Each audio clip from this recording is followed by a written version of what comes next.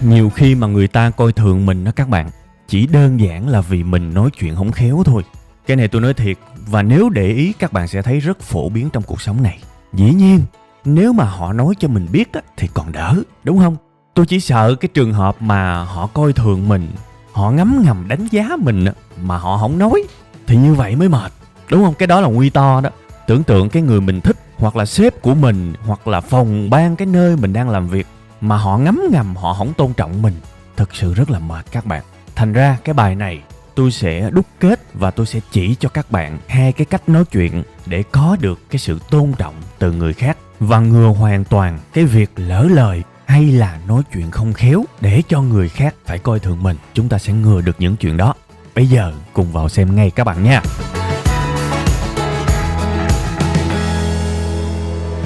Ok các bạn, đây là phần đầu tiên của cái bài ngày hôm nay về cái cách nói chuyện, cách giao tiếp và ứng xử như thế nào để người khác tôn trọng hay là chí ít họ không coi thường mình. Chúng ta sẽ bắt đầu bằng một cái rất là cốt lõi. Cái nguyên nhân lớn nhất của cái việc người khác không tôn trọng mình, đố các bạn đó là cái gì? Các bạn có biết á, lý do số 1 của việc người khác không tôn trọng mình á, chính là cái việc bạn đã cho phép họ được làm chuyện đó. Tôi nói thiệt, dĩ nhiên có thể cái hành động cho phép người khác coi thường mình á, nhiều khi chỉ là vô tình thôi, và thậm chí bản thân mình không có ý thức được nữa. Nhưng dù cho vô tình hay là cố ý thì cái việc này cũng cực kỳ không nên các bạn ơi. Từ từ tôi sẽ lấy cái ví dụ thực tế và sẽ có hướng dẫn cụ thể cái cách để xử lý luôn, các bạn yên tâm. Còn bây giờ cái tôi muốn nhất là các bạn hãy nhớ cái câu này cho tôi. Người khác không tôn trọng mình là vì rất có thể mình đã cho phép họ được làm chuyện đó. Ở bên Mỹ đó các bạn, có một ông tiến sĩ tâm lý học rất là nổi tiếng tên là Phil McGraw. Thì ổng có nói một cái câu mà tôi rất là tâm đắc. Ổng nói như vậy: You teach people how to treat you. Có nghĩa là sao? Bạn dạy người khác cách họ đối xử với bạn. Và bản thân tôi thấy cái câu này nó quá đúng luôn các bạn. Quá đúng và quá hay luôn, thiệt sự. Người ta chỉ coi thường bạn khi bạn cho phép họ làm chuyện đó. Nếu bạn không cho phép họ làm chuyện đó thì họ sẽ không coi thường bạn đâu. Bây giờ tôi sẽ đi vào cái ví dụ thực tế và tôi đảm bảo là bạn sẽ hiểu ngay. Bạn sẽ biết cách để dạy người khác tôn trọng bạn theo cái cách mà bạn muốn. Đây sẽ là ví dụ. Thí dụ bây giờ bạn đang ở nơi làm việc, nơi văn phòng công sở đi ha. Bạn đang làm công việc của bạn rất là chăm chú, rất là tập trung luôn. Thì tự nhiên có một đứa đồng nghiệp nhỏ tuổi hơn bạn, nó qua nó kêu, nó lay vai bạn, nó giật vai bạn. Nó nói là chị ơi, tự nhiên cái máy của em bây giờ nó hư rồi. Em gửi bài không được, em không biết phải làm sao hết. Chị chỉ giùm em giúp cái, em gấp đó, kiểu như vậy. Rồi ok, có tình huống cho các bạn rồi đấy. Đây là cái tình huống giả định, nhưng mà tôi biết là trong thực tế cũng có rất là nhiều cái tình huống này. Bạn nhắm coi, bạn dạy người khác cách họ ứng xử với bạn như thế nào để có được sự tôn trọng nha. Vì sao trong tình huống này tôi lại dùng hai chữ tôn trọng? Vì có vẻ cái con bé đồng nghiệp á, nó qua nó hỏi nhờ bạn á, hình như nó không quan tâm gì tới bạn hết. Nó không quan tâm là bạn đang bận, nó cũng chả quan tâm là cảm xúc bạn đang buồn hay đang vui, bạn đang nghĩ gì. Nó chỉ biết mọi cái chuyện của nó thôi. Và cái mà nó muốn á, là nó muốn bạn bỏ ngay cái công việc bạn đang làm để qua giúp nó. Nó chả cần biết là bạn đang cảm thấy như thế nào luôn á ha. Thì bây giờ đây nè, bạn đứng trước một cơ hội để dạy người khác cách họ tôn trọng thời gian và cảm xúc của bạn. Nếu mà bạn làm tốt á, bạn sẽ dạy cho họ được cái cách để họ tôn trọng bạn mãi về sau. Còn nếu bạn làm không tốt á, bạn cũng đồng thời dạy cho họ cái cách coi thường thời gian và cảm xúc của bạn. Bây giờ bạn bỏ việc của bạn mà qua giúp liền thì họ sẽ quen, đúng không? Họ sẽ bắt bạn phải giúp bằng được ngay lập tức từ bây giờ trở về sau. Cứ có việc họ kiếm bạn, họ kỳ vọng là bạn sẽ bỏ hết việc của bạn và giúp họ liền, riết họ quen. Bạn bỏ việc của bạn đang làm và qua giúp liền á, đồng nghĩa với cái việc bạn đang dạy họ là có gì cứ qua đây, chị giúp liền, chị sẵn sàng giúp liền, giúp ngay lập tức. Và tôi nói các bạn, lỡ một cái lúc nào đó mà bạn không giúp liền được thì chuyện gì xảy ra? Họ sẽ đâm ra ghét bạn, trách bạn, giận dỗi với bạn.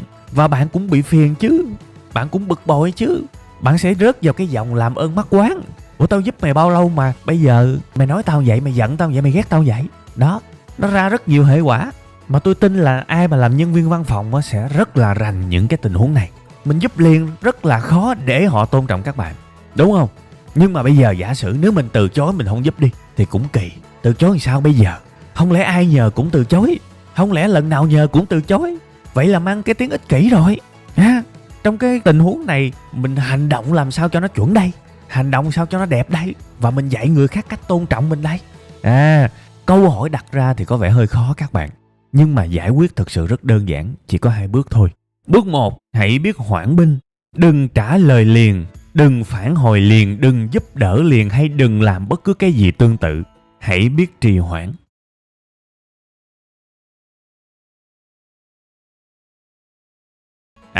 Mình phải trì hoãn. Để làm gì? Để cái bước số 2 á, mình ngồi đó mình suy nghĩ. Cái tình huống này, mình nên cư xử như thế nào để dạy người khác cách tôn trọng mình? Cái tình huống này, mình muốn được người khác nhìn nhận như thế nào? Mình trì hoãn để mình có thời gian suy nghĩ đó các bạn. Bây giờ đi vào tình huống này, bạn có muốn dạy người ta cách nghĩ về bạn là một người ích kỷ không? Chắc là không. Nếu mà mình không muốn người ta nghĩ mình ích kỷ thì bắt buộc mình phải nhận cái kèo giúp đỡ này rồi, đúng không? Nhưng bây giờ mình hỏi bản thân mình tiếp, mình có muốn lần nào nó có chuyện nó cũng qua đây nó đòi gấp đòi gáp, đòi mình phải bỏ việc làm liền không? Mình cũng không muốn như thế. Vậy thì bây giờ mình có thể mình ra một cái đáp án là mình vẫn giúp nó nhưng không giúp liền. Lần nào cũng vậy, mình sẽ hẹn nó, em đợi chị làm xong cái việc này đi, tầm 30 phút thì chị làm xong chị sẽ qua chị giúp em. Như vậy là đã có cái giải pháp và cái cách ứng xử đẹp nhất trong tình huống này, vừa không bị người khác nghĩ là mình ích kỷ mà vừa không bị họ làm phiền bởi những cái sự gấp gáp vô lý. Thế là xong. Bạn nhắn tin cho nó chẳng hạn, bạn nói là em ơi, chị còn phần này chị ráng chị cố nốt cho xong thì tầm 30 phút nữa chị qua nha. Đó, chính câu trả lời này chính là một lời dạy phát ra cho cái đứa kia đấy. Thứ nhất, chị đây luôn ưu tiên việc của chị trước là cái số 1 cưng phải học. Cái số 2 cưng phải học là gì? Cưng phải chờ khi mà cưng đang nhờ chị. Không bao giờ có khái niệm chị sẽ ưu tiên cưng trước đâu. Và cái thứ 3, trong vòng 30 phút chờ chị đấy, biết đâu đấy cưng ngồi cưng tự suy nghĩ thì nó lại ra đáp án và không cần tới chị nữa. Đó. Và cái dạy thứ 4 đó là gì? Sau này nếu mà nó cần giúp đỡ mà gấp, nó sẽ không kiếm mình nữa. Nó sẽ không qua nó lay vai mình, nó làm thấy ghê giống như hồi nãy nữa. Nó sẽ bỏ được cái tật đó. Và thậm chí nó không chọn mình để giúp luôn khi mà nó cần những thứ cực kỳ gấp. Vì nó biết mình không giúp nó gấp được, nhưng mình vẫn luôn sẵn sàng giúp nó, chỉ là không gấp thôi. Các bạn thấy vi diệu chưa? Đó là những cái liên quan mà bạn đang dạy cho người khác đấy. Và cứ như thế 1 lần, 2 lần, 3 lần, người ta sẽ quen và chấp nhận với cái cách làm việc của bạn. Và chị em làm việc sẽ vui vẻ về sau. Ai biết tính người nấy, sẽ không còn những cái xung đột nữa. Chứ mà bây giờ người ta nhờ mình làm liền thì sau này mình không làm liền họ sẽ trách. Đó là điều xảy ra muôn đời. Nên phải nhớ nha, bước 1, trì hoãn. Đừng có trả lời liền. Ai mà gửi tin nhắn cho mình á, mở ra mình đọc nhưng mà mình nói đợi chuyện chút, đang bận, đại khái như vậy. Rồi mình ngồi mình suy nghĩ cái cách mà mình muốn người ta nghĩ về mình. Mình ngồi mình suy nghĩ, thực ra rất đơn giản thôi. Tôi vừa phân tích với các bạn đấy, chừng phút chứ nhiêu, đúng không? Và bước số 2, trong thời gian hoãn binh đó, mình nghĩ ra một cái cách tốt nhất.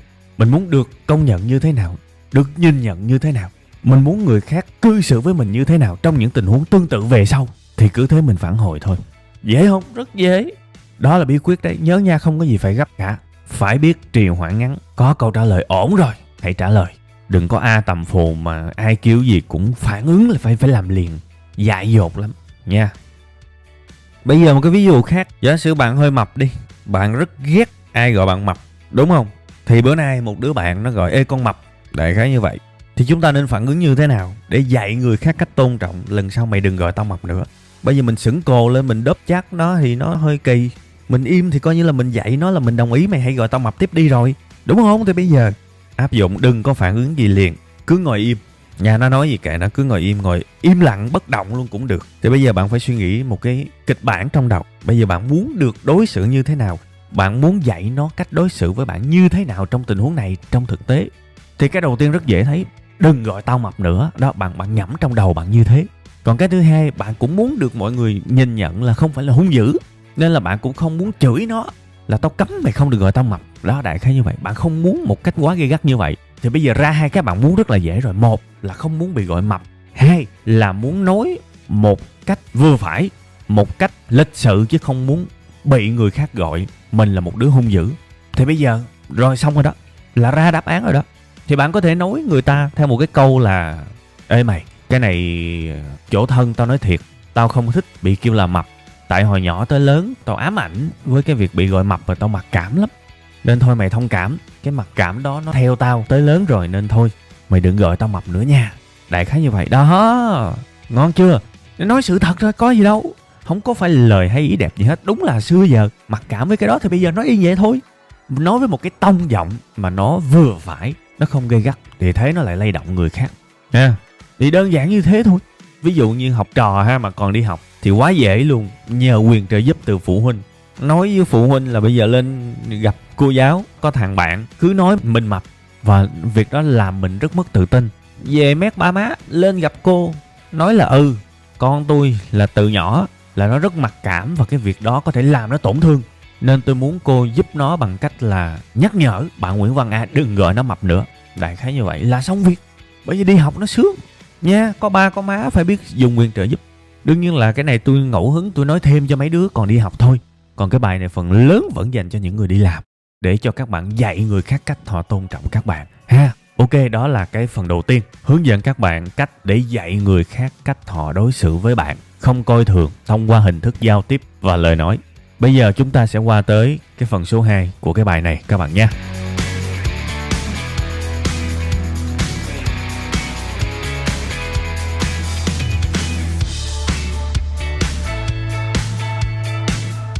Rồi, nếu như ở cái phần số 1 tôi nói với các bạn người ta coi thường mình á, vì mình cho họ coi thường, mình không phản ứng lại gì cả, hoặc là mình không phản ứng tốt, không phản ứng tài tình, khiến cho họ cư xử với mình một cách không tôn trọng ha, cái lý do số 1 á, thì ở cái phần số 2 này tôi lại mang đến cho các bạn một trong những cái lý do cũng rất phổ biến khiến cho người ta coi thường mình, là vì mình vô duyên, và nhiều khi mình vô duyên một cách vô thức.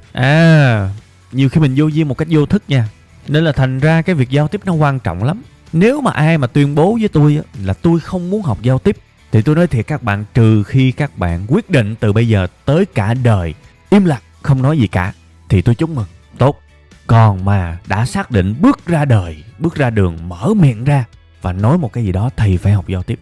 Họa từ miệng mà ra, ăn bậy cũng chết, mà nói bậy càng chết. Nên thành ra giao tiếp là cái gì đó rất quan trọng. Thì các bạn biết một trong những cái sai mà khiến cho người ta phát ngôn ra một phát là vô duyên liền chính là cái lỗi khi mà mình nói chuyện mình đặt cái tính đúng sai cao hơn tính hoàn cảnh. Bảo đảm áp dụng cái đó là vô duyên ngay. Thật sự với các bạn luôn mình nói chuyện mà mình đặt cái tính đúng sai cao hơn tính hoàn cảnh là mình vô duyên ngay. Có lẽ các bạn chưa hiểu đúng không? Tôi lấy một cái ví dụ. Giả sử một nhóm bạn tất cả đang ngồi coi đá banh, đang coi say sưa, tụi nó ham quá trời quá đất. Tự nhiên cái bạn lại buộc miệng bạn nói một câu: tao thấy đá banh có gì đâu vui bay. Tự nhiên có cái sân bỏ mỗi bên 11 thằng vô giành trái banh, vậy mà cũng vui. Thôi đi đâu chơi đi bay, ngồi coi đá banh chán. Đại khái vậy. Thì thưa với các bạn, nó có mùi vô duyên rồi đó. Và cũng có cái mùi là có một người nào đó trong nhóm cũng đang rủa thầm bạn là một người vô duyên đấy. Và cái câu rủa thầm đó đồng nghĩa với việc là có mùi coi thường rồi đấy. Trong tình huống này tôi nói thật các bạn, về mặt lý bạn đó không có sai đâu, bạn nói đúng hết. Đúng là đá banh, trong cái đá banh này mấy chục người bu vô giành trái banh, bạn nói đúng nhưng mà bạn bị vô duyên tại vì bạn đặt cái tính đúng sai cao hơn tính hoàn cảnh. Mình phải làm ngược lại, luôn luôn đặt tính hoàn cảnh cao hơn tính đúng sai. Trong cái tình huống này hoàn cảnh là gì? Mọi người đang enjoy, mọi người đang tận hưởng cái niềm đam mê của họ, cái sở thích của họ. Và bất cứ cái gì mà nói nghịch lại với sở thích của người ta sẽ làm người ta cục hứng, công nhận không? Cái hoàn cảnh này là như vậy. Nên thành ra mình nói cái tính đúng sai ở đây, mình làm nghịch lại với cái sở thích của người ta, mình làm người ta cục hứng rồi, nên mình mới là cái đứa vô duyên. Trong cái tình huống này đơn giản lắm các bạn. Một là im lặng luôn đi, còn hai là hòa mình vào cái sở thích, cái đam mê của người ta là xong chuyện. Mình phải luôn luôn đặt tính hoàn cảnh cao hơn tính đúng sai. Nếu mà làm ngược lại là hãy chuẩn bị tinh thần bị coi thường, bị nói là vô duyên. Thực sự luôn.